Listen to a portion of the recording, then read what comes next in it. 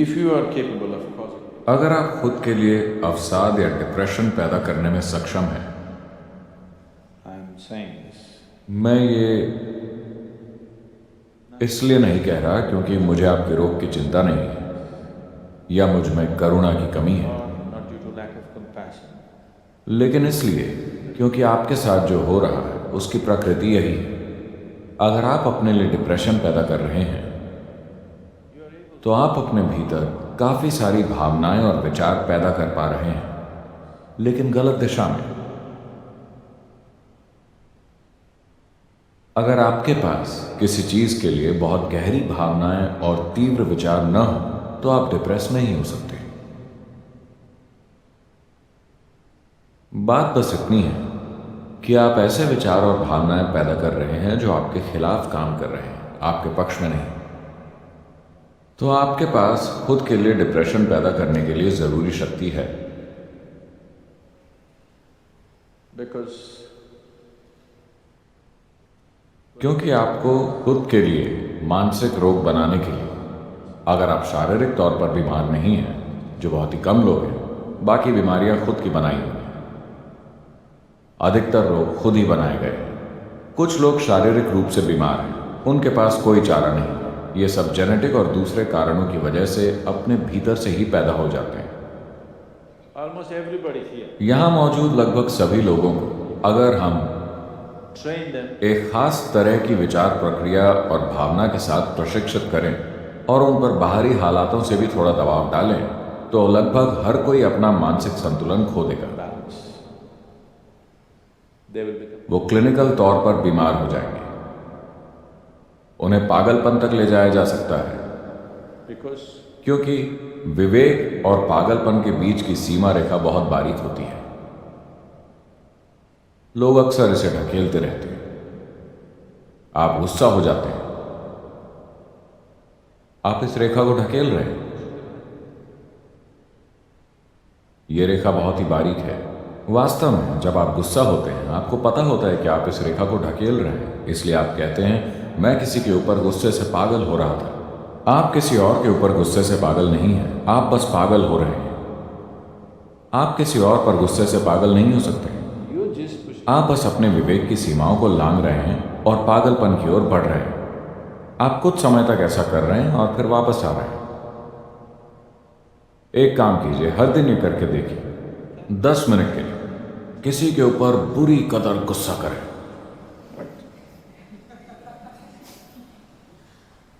आप देखेंगे कि 3 महीने में ही आप क्लिनिकल तौर पर वहां पहुंच जाएंगे।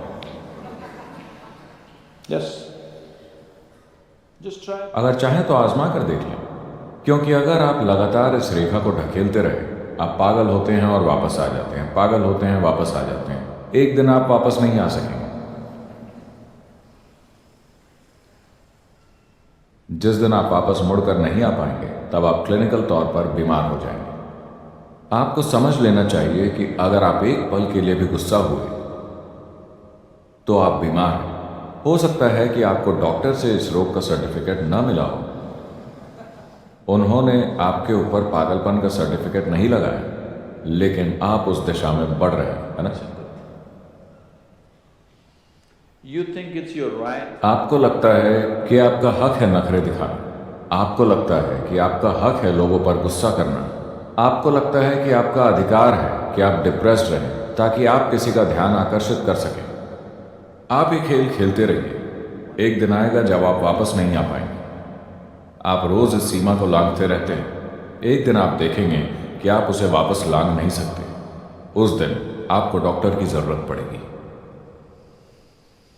Till then, तब तक हर किसी को आपसे राहत चाहिए होती थी, पर जिस दिन आप वापस नहीं आ सके उन्हें राहत मिल जाएगी, क्योंकि अब वो आपको पकड़कर डॉक्टर के हवाले कर सकते हैं।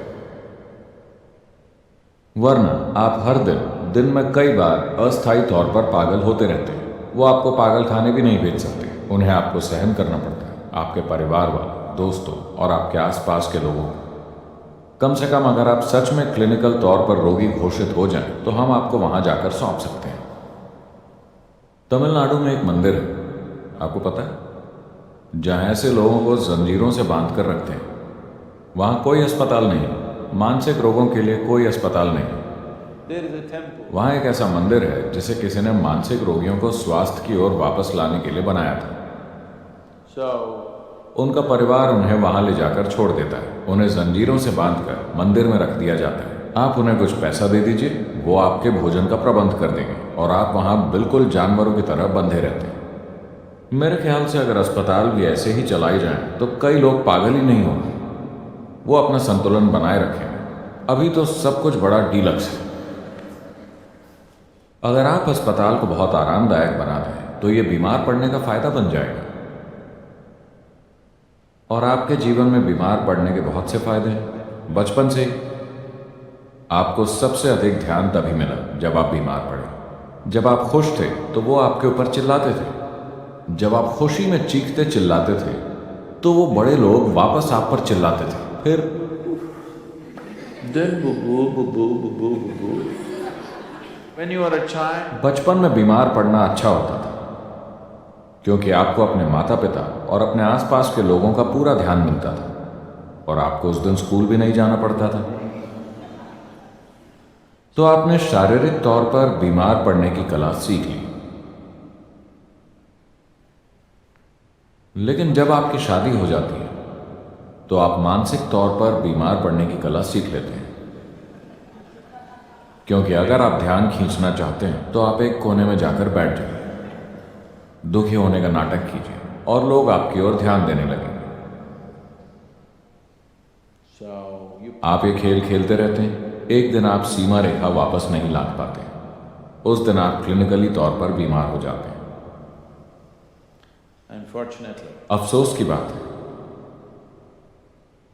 कि कई तरह से, सिर्फ उस तरह से नहीं जैसा मैंने अभी कहा, कई अलग अलग तरीकों से मैं कहूंगा कि इस ग्रह पर लगभग 70% बीमारियां, हर तरह की बीमारियां खुद से पैदा की गई।